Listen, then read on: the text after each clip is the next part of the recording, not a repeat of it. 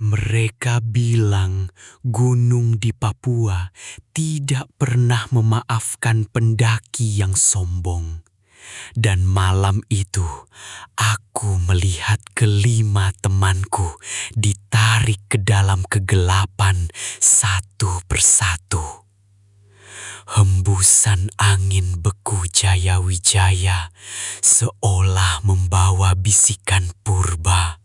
Sebuah peringatan yang kami abaikan demi ego semata. Namaku Raka.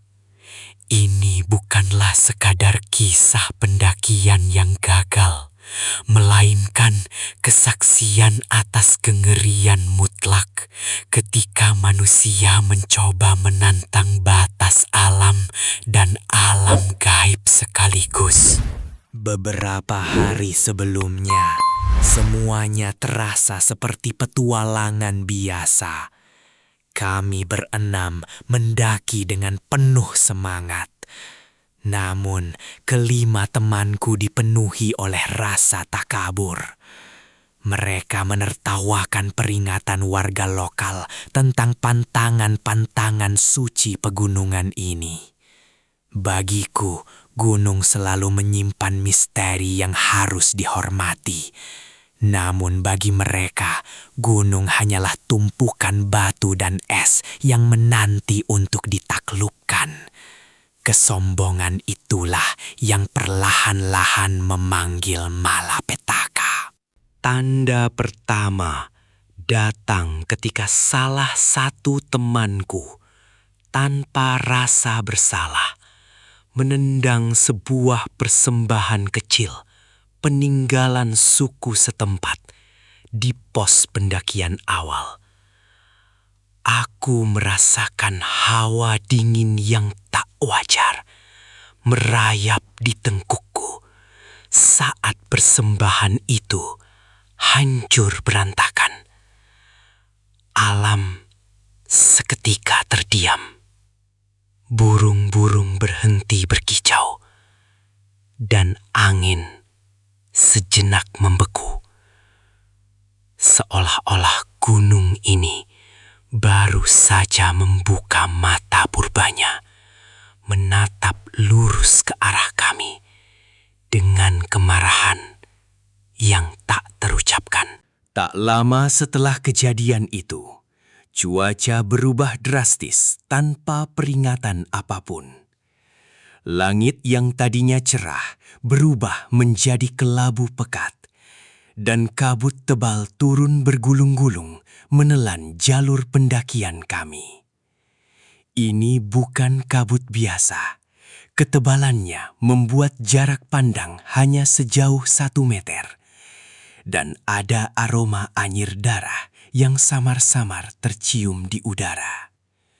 Gunung ini telah menutup pintu keluarnya, mengurung kami dalam labirin es dan bayangan hitam. Kami terpaksa mendirikan tenda dalam kepanikan saat suhu merosot tajam. Kegelapan turun jauh lebih cepat dari yang seharusnya. Di dalam tenda, ketegangan mulai terbangun. Teman-temanku yang tadinya lantang dan arogan, kini terdiam kaku, menggigil bukan hanya karena udara dingin yang menusuk tulang, tetapi karena perasaan diawasi. Ada sesuatu di luar sana, bergerak lambat di antara batuan es, menunggu saat yang tepat untuk menerkam. Malam itu, hembusan angin membawa suara-suara yang tak wajar. Bukan suara lolongan badai, melainkan gumaman yang tak kumengerti. Terdengar murni seperti rapalan mantra kuno pemanggil arwah. Temanku yang tidur di dekat pintu tenda mulai gelisah, membolak-balikan badannya seolah tercekik dalam mimpi buruk. Aku hanya bisa berdoa dalam hati, memutar tasbihku, berharap malam segera berlalu. Namun udara di dalam tenda semakin terasa sesak oleh aura kematian. Kengerian pertama akhirnya terjadi di paruh malam. Temanku terbangun dengan pandangan mata kosong, seperti terhipnotis oleh sesuatu di luar sana. Ia membuka resleting tenda dan melangkah keluar menuju badai salju tanpa mengenakan jaket pelindungnya. Kami terlalu terkejut untuk bereaksi cepat. Saat kami menyusulnya keluar, ia sudah lenyap tanpa jejak, ditelan kabut pekat. Tak ada jejak kaki di salju. Hanya ada sisa sobekan pakaiannya yang tertinggal. Pagi harinya, bukan hangat matahari yang menyambut, melainkan badai yang semakin mengganas.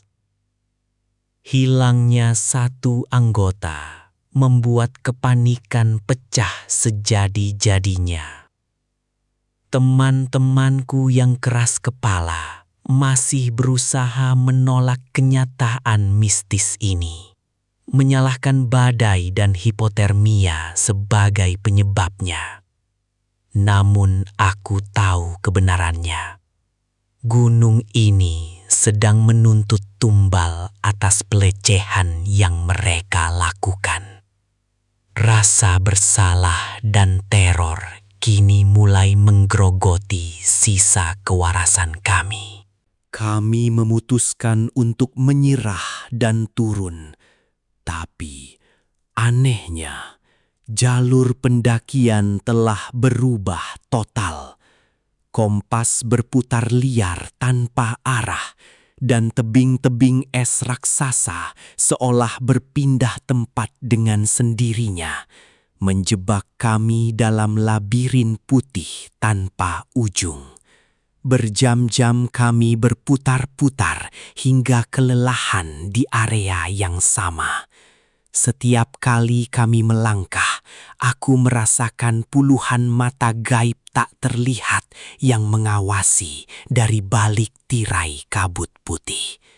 Kami kini resmi menjadi mangsa. Korban kedua jatuh di siang yang temaram itu.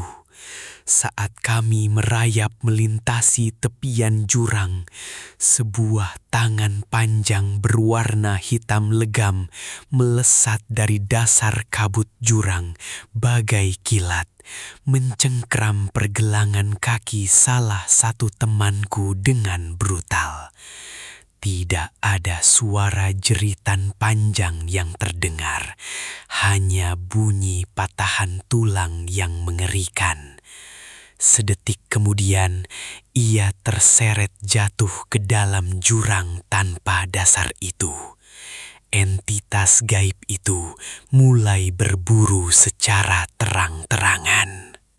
Kehilangan 2 orang teman dalam waktu kurang dari 12 jam menghancurkan sisa-sisa keberanian kami hingga tak bersisa. Tangisan keputusasaan bergema memilukan di tengah badai yang membisu. Alam tak memberikan sedikit pun belas kasihan. Suhu terus anjlok, membuat setiap tarikan napas kami terasa seperti menelan pecahan kaca. Entitas gaib itu tampaknya sangat menikmati ketakutan kami, membiarkan kami tersiksa perlahan oleh antisipasi kematian. Malam kedua tiba, membawa serta kegelapan pekat yang terasa lebih absolut dan mencekik. Kami bertiga berdesakan di dalam satu-satunya tenda yang tersisa, terlalu trauma untuk sekadar memejamkan mata. Udara membeku keras, membuat alat pemanas mati total.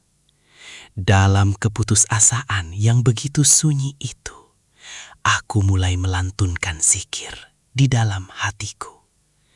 Kuputar butir demi butir tasbihku tanpa henti, merengek memohon perlindungan dari Sang Maha Pencipta atas teror gaib ini. Tepat di tengah malam, temanku yang ketiga tiba-tiba tertawa terbahak-bahak. Sebuah tawa yang menggema mengerikan, sangat tak wajar, dan penuh dengan kehampaan jiwa. Ia merobek kantong tidurnya sendiri, merangkak perlahan keluar tenda, seolah menyambut seorang tamu kehormatan yang tak terlihat oleh mataku. Di luar sana, bayangan-bayangan menjulang tinggi menunggunya dengan sabar, menelan tubuhnya utuh-utuh, bersama tawa gilanya yang perlahan memudar, tersapu oleh badai. Hanya tersisa aku dan satu temanku sekarang. Kami berdua terdiam kaku dalam syok yang melumpuhkan seluruh akal sehat.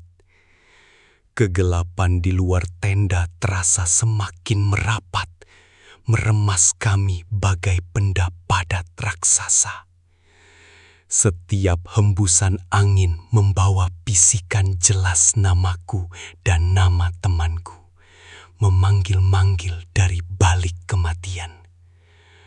Aku memejamkan mata rapat-rapat, mempercepat lantunan zikirku dengan bibir gemetar, menjadikannya satu-satunya jangkar penahan kewarasanku. Mereka tampaknya mulai kehilangan kesabaran. Serangan berikutnya tidak lagi sembunyi-sembunyi. Tenda kami tiba-tiba diguncang sangat hebat dari segala penjuru. Kain pelindung kami robek tercabik oleh kuku-kuku raksasa tak terlihat. Udara beku seketika menerjang masuk, membekukan aliran darah di urat nadi kami. Suara raungan binatang buas purba bercampur dengan frekuensi tinggi yang memekakkan telinga memenuhi udara. Mereka ingin menunjukkan dominasi mutlak atas nyawa kami yang tersisa. Di tengah kekacauan itu, teman terakhirku ditarik paksa. Kekuatan yang menariknya tak berwujud, seolah ia ditarik oleh kehampaan kegelapan itu sendiri. Ia menjerit histeris, tangannya menggapai-gapai udara dingin, mencengkram salju yang tak bisa menyelamatkannya. Aku melompat, mencoba meraih jemarinya, namun suhu beku melumpuhkan gerak refleksku. Tubuhnya terseret cepat ke dalam badai pekat, dan jeritan parau itu terpotong seketika oleh suara tulang leher yang dipatahkan. Tenda kami hancur lebur. Bertahan sedetik lebih lama di sana sama saja dengan merangkul maut. Aku bangkit berlari menerobos badai salju tanpa arah, tanpa tujuan, didorong sepenuhnya oleh insting primitif untuk menjauh dari titik pembantaian itu. Salju tebal setinggi lutut membuat setiap langkahku terasa berat, bagai memikul besi. Dingin mulai mematikan rasa di ujung jemari dan kakiku, menyadarkanku bahwa berjalan malam di Jayawijaya adalah bunuh diri. Dari sudut mataku yang pedih terkena badai, aku menyaksikan nasib teman terakhirku. Tubuhnya melayang kaku di udara, dikelilingi oleh sosok-sosok hitam kelam menyerupai manusia setinggi pohon purba. Mereka membawanya perlahan mengambang ke arah puncak gunung, menuju ketiadaan yang tak tersentuh cahaya apapun. Itulah pemandangan terakhir temanku, dikorbankan sebagai tumbal bayaran tuntas atas arogansi manusia di tanah sakral yang tak pernah memaafkan ini. Aku benar-benar sendirian sekarang. 5 nyawa telah direnggut paksa di depan mataku. Sisa tenagaku habis terkuras, dan kedua lututku akhirnya menyerah menghantam tumpukan es. Suhu telah mencapai titik minus yang tak bisa lagi dicerna oleh sistem syarafku. Hipotermia mulai meracuni pikiranku, mengundang rasa kantuk yang begitu damai, namun mematikan. Tapi jika aku menutup mata malam ini, siluet-siluet hitam itu pasti akan menjemputku. Kesadaranku mulai pudar. Dan benar saja, mereka datang mencariku. Kabut kelabu di sekelilingku merapat menebal, perlahan memunculkan kembali siluet-siluet hitam pekat yang kini berdiri melingkari posisiku. Mereka sama sekali tak berwajah, hanya memiliki sepasang mata yang menyala semerah bara api di tengah kebekuan abadi. Kehadiran mereka membawa hawa kebusukan purba dan rasa mual yang luar biasa. Mereka berdiri membisu, menungguku menyerahkan nyawa pada rasa dingin. Dalam sisa kesadaran yang semakin menipis, aku memejamkan mata sekuat mungkin, mencoba mengfokuskan secuil kehangatan yang tersisa di relung dadaku. Kupegang tasbih kayu ini erat-erat hingga buku jariku memutih kaku. Aku mulai melantunkan zikir tanpa henti, memecah kesunyian malam yang mematikan itu dengan asmanya. Setiap kali pandanganku menggelap, setiap kali hawa membeku menyentuh tengkukku, aku berteriak dalam hati, mengeraskan lantunan zikirku melawan kematian. Detik demi detik malam itu terasa berjalan selama ribuan tahun kesengsaraan. Berulang kali bayangan-bayangan iblis itu mencoba menyentuhku, meraung marah dalam kegelapan. Namun seolah ada dinding tak terlihat yang membakar wujud mereka. Setiap kali bait zikirku terucap membelah udara. Suara teriakan gaib mereka bergema penuh kebencian di telingaku. Aku terus memutar tasbih, menolak menyerah, menolak mati sebagai tumbal atas dosa kesombongan yang tak kulakukan. Cahaya mentari pagi akhirnya berhasil merobek tebalnya awan hitam Jaya Wijaya. Saat badai mereda, siluet-siluet kematian itu mundur dan lenyap sepenuhnya ke dalam bayangan tebing es. Beberapa jam kemudian, sebuah tim SAR menemukanku dalam kondisi nyaris membeku total. Kelima temanku tidak pernah ditemukan hingga detik ini. Gunung suci ini akan selalu bisu menyimpan rapat rahasia kelam tentang mereka yang datang membawa arogansi dan tak akan pernah pulang.